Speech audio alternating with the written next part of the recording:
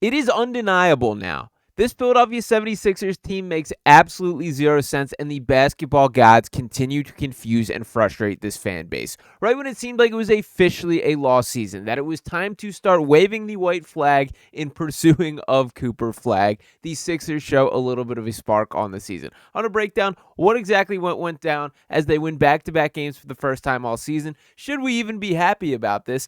And what is up with Paul George as he is back on the injured report. So we're going to dive into everything that went down in these past two wins, the takeaways for the Sixers team, and what is the outlook for the organization moving forward. But let's start off with what happened tonight, which was a 109-97 victory over the Chicago Bulls. Nice to see Tyrese Maxey back to looking like himself. He finished with 31 points tonight to pull up his full stat line. He had 9 assists, 5 rebounds, 2 steals and a block, shot 15 of 23 from the field, and 5 of 13 from beyond the arc there. Really nice to just see him looking like the Tyrese Maxey that we know. There doesn't seem to be as much pent-up aggression or frustration in his play, and it honestly is really refreshing that he is back there. To keep it moving down, got to give a shout-out to Kelly Oubre Jr. 22 points and 12 rebounds tonight. He had 13 rebounds last night, also a 20-plus point performance last night, marking the 4th time all season that Tyrese Maxey, Paul George, and Kelly Oubre each scored 20-plus points in the game. Was really nice to see. He's been playing some really high-level basketball for this team. Gershon Yabusele continues to be the glue that connects this entire Sixers team, and truthfully is climbing up my list of favorite all-time role players. Gotta love Yabu, and he continues to bring it every single night. And to add to Yabu specifically here, we heard on the broadcast, shout out to my guy Jacob Moreno tweeting out that Gershon Yabusele played so hard last night that he needed an IV after the game, Nick Nurse told the NBC Sports Philly announcing crew. So shout out to Yabu. He does leave it all on the floor. And then the man of the hour, Paul George here, just 9 points, 1 assist, 1 rebound. He honestly looked pretty good in his first 13 minutes of play. 3 of 6 from the field, 1 of 3 from 3. Seemed like he was starting to settle in, find his flow again, and then all of a sudden, he is no longer on the floor. We get this tweet from Keith Pompey here saying Sixers forward Paul George with a left fifth finger injury will not return. That officially meaning the pinky finger there, and we did get a little bit of a screen grab or a recording here to pull up the exact image that we have of it. You can't fully see with this image, and honestly with the video, I didn't see a ton of it, but basically he goes up to go get a rebound with Nikola Vucevic there and really jams up that finger. Ultimately was ruled out for the game. That was the last we saw of Paul George. Nick Nurse gave a little bit of an update in the postgame. Didn't really say much, that he's going to get an MRI tomorrow. They're going to go from there. In my gut reaction, I won't lie, I was frustrated that he was just ruled out for the game on a jammed pinky finger on his non-shooting hand, but I will be a little sympathetic until the full results come out and we see exactly what he's dealing with. For anyone that has played basketball at any level, that is just something that happens. You're going to jam your fingers. It did look pretty brutal from the Paul George front, so I don't want to go too far where I'm walking it back. He's got all sorts of torn ligaments or whatever the deal is in the pinky, but hopefully now that he is finally beginning to settle in with this Sixers team, this isn't something that is going to keep him out for a long term.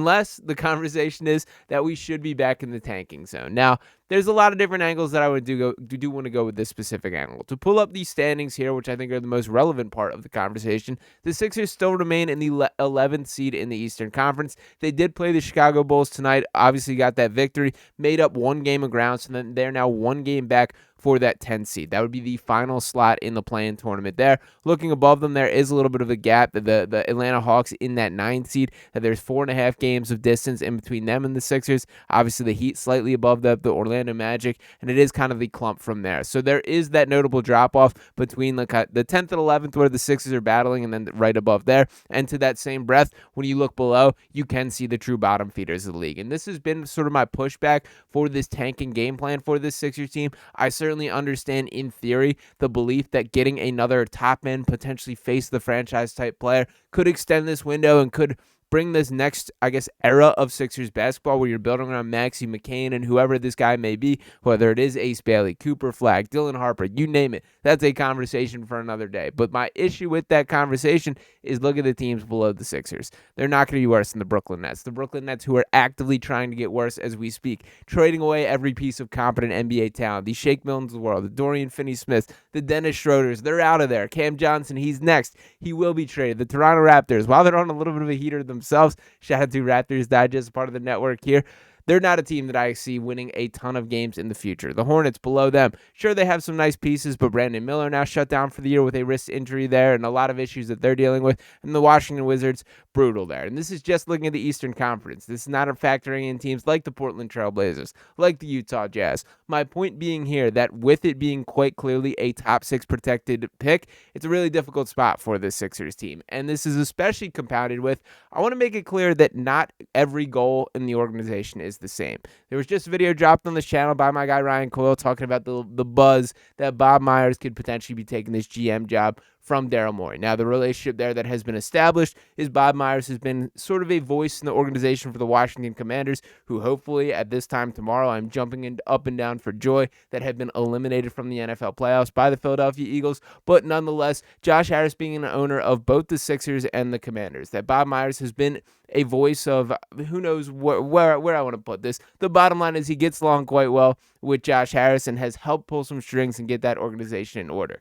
It is fair to assess that this Sixers organization is not exactly what I would describe as in order. Now, granted, I have a hard time coming too hard on Daryl for this. That when you think about what went wrong for this Sixers season, it really starts and ends with Joel Embiid for me. And I understand you can critique that he handed him the contract extension. Maybe he didn't do his due diligence, getting the doctor's checkouts or having this plan in place, whatever the case may be. That is a fair critique for sure. But for every critique that you have for Daryl Morey, you got to give him the wins too. Jared McCain was a slam dunk draft pick and one that a lot of people were unhappy with at the time. Gershon Yabusele has been an absolute steal on a minimum contract for this team. I'm not going to go down the list and grade Daryl Morey as we currently speak, but my point being in this that for all the critiques you want to throw his way, you do got to give him the compliments for what is done well, and that applies to everyone. Nick Nurse, who I've been very critical of, they have scrapped their way out of a couple notable victories that I do got to give him these props for as well. So the point being, there is the good with the bad. But I bring this to say, if you are Daryl Morey, and if you are sitting in that seat, and you're beginning to hear this buzz of Bob Myers maybe interested in taking over this Sixers organization, you can't really bottom out this year, because when a season goes off the rails, the way the Sixers is kind of in the process of, somebody has to take the fall. And who is that? Is it the multi-million-dollar man that you just handed Paul George a $212 million contract this offseason? Is it Joel Embiid, who is on the books until the 28-29 season, who hasn't even started this contract extension? Is it Tyrese Maxey, who you can make a case has taken a little bit of a step back this season, although I would argue he is back on track at this current point. But him in the first year of his max contract that he was signing, it's rarely the players in these type of situations. So then where does the finger get pointed? Is it Nick Nurse? Certainly could be, but this is the second coach of this sort of Daryl Morey era. Now, granted, Doc Rivers was here before Daryl was, so this was Daryl's first choice as a head coach, but you can make that case that it is it.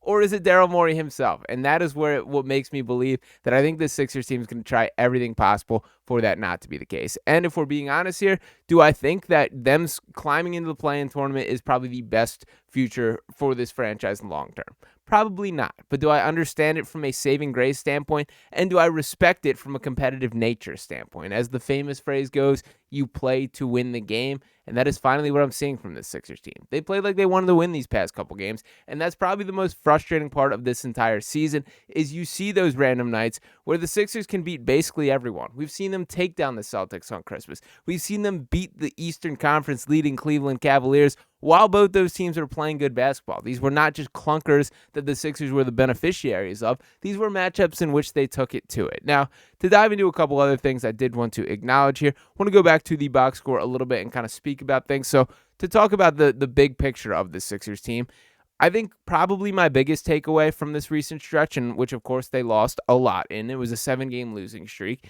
It has felt like so many of these games that they've actually played decent basketball. They've actually competed. They've just run out of gas because there's not enough competent bodies, competent NBA players on this roster. And even with all due respect to these guys, look down this list. Should Eric Gordon be playing 29 minutes in the year 2025? Probably not, although Gordon has been pretty excellent for this team of late. Knocked down 3 3-pointers tonight, was active defensively, had 2 steals. Positive Eric Gordon minutes. I don't mean this as a complaint, but look down. We have Reggie Jackson and Kyle Lowry logging minutes. Again, those guys mostly did their job today. Reggie more so than Kyle for sure. On the night, I thought Reggie Jackson actually looked pretty solid tonight, and that's a guy that I've been skeptical of. But when looking around beyond that, is it Jeff Dowden? Is it Dem Bona? Is it Justin Edwards, who is another guy that you got to give Daryl Morey his credit for, and a guy that looks to be a player? The Sixers have something in a future rotation piece here. But when looking about where things fall off, it is that these other teams just have a bit more talent.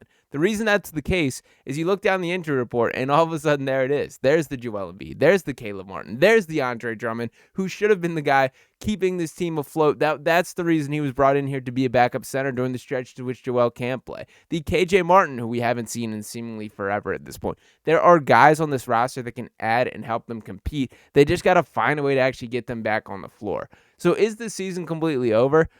I would say no at this point. Is that the right decision? Who knows what the case is for there. But for the time being, we will continue to keep our eye on the standings here. These Sixers are locked into the 11th, but for Nick Nurse, for Daryl Morey, they're playing for their jobs. And the thing that I'll also note from the players' perspective is players never tank. When you date back to the process era, this was not a situation which they pulled the players in the locker room and said, don't go out there and try and win. All these guys are trying to compete. The fact of the matter is organizations tank, players don't. So what happens with that? That's when you see the random Paul George groin injury, or that's when you see Gershon Yabusele out with knee soreness, or all these type of things that do start to go. Yes, we've seen that with Joel, but that's really been it to this extent. So until those warning signs pop up, we will see what happens from there. I think it's going to be a pretty telling stretch until the NBA trade deadline, but maybe there's a little bit more life and a little bit more juice to this Sixers team than we initially expected. So we will see what happens from here. Still a difficult stretch of games ahead, but a very encouraging back-to-back wins for this Sixers team. 10 straight 25-plus point games for Tyrese Maxey, the first time in his career,